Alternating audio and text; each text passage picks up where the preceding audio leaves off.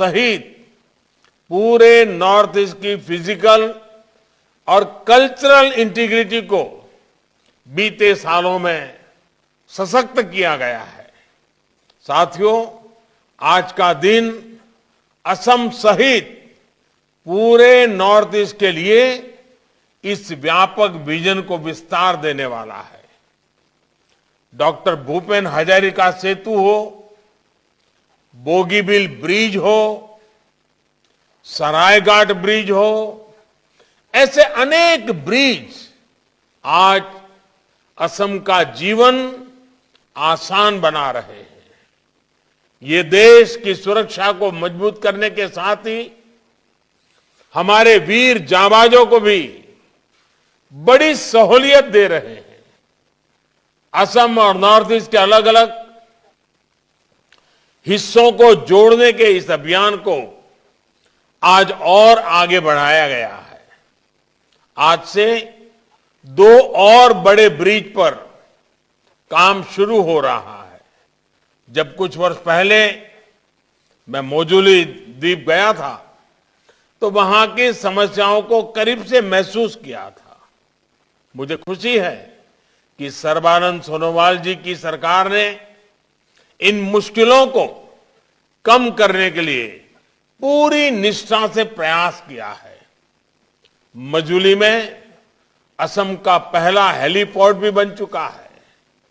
भाई और बहनों, अब मजूली वासियों को सड़क का भी तेज और सुरक्षित विकल्प मिलने जा रहा है। आपकी बरसों पुरानी मांग आज पुल के भूमि पूजन के साथ ही पूरी होनी शुरू हो गई है।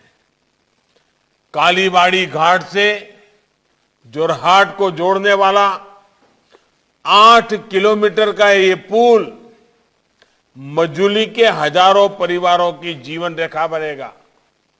ये ब्रिज आपके लिए सुविधा और संभावनाओं का सेतु बनने वाला है। इसी तरह धुबरी से मेघालय में फुलबारी तक 19 किलोमीटर लंबा पुल जब तैयार हो जाएगा तो इससे बराक घाटी की कनेक्टिविटी मजबूत होगी।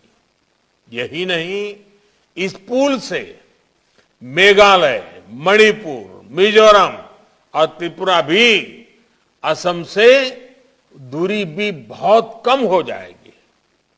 सोचिए, मेघालय और असम के बीच अभी सड़क मार्ग से जो दूरी करीब 250 किलोमीटर है, भविष्य में सिर्फ 19-20 किलोमीटर रह जाएगी।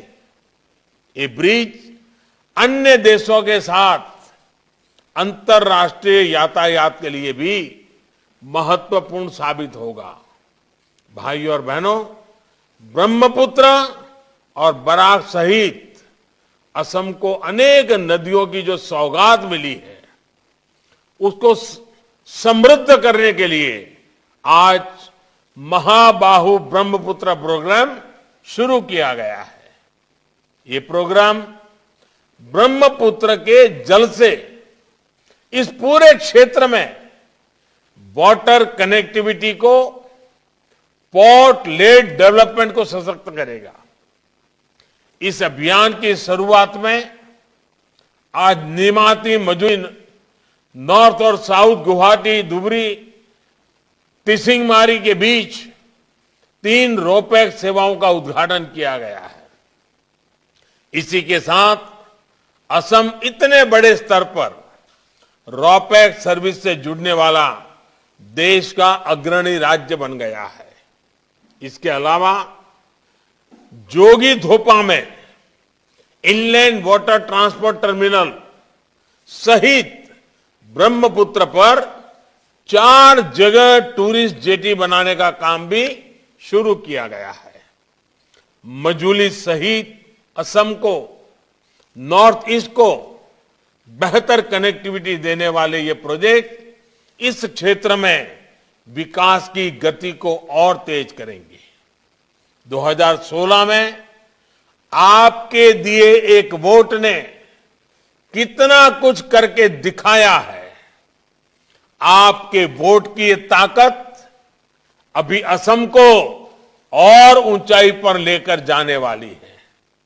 भाइयों और बहनों, गुलामी के कालखंड में भी असम देश के संपन्न और अधिक रेवेन्यू देने वाले राज्यों में से एक था। यहां तक कि चिटगांव और कोलकाता पोर्ट तक चाय और पेट्रोलियम पदार्थ ब्रह्मपुत्र, पद्मा, मेघना नदियां और रेल लाइनों से होकर ही पहुंचते थे। कनेक्टिविटी का यही नेटवर्क असम की समृद्धि का बड़ा कारण था। लेकिन आजादी के बाद जहां इस इंफ्रास्ट्रक्चर को आधुनिक बनाना जरूरी था, इन्हें अपने हाल पर छोड़ दिया गया। जलमार्ग पर फोकस नहीं किया गया तो लगभग खत्म ही हो गए।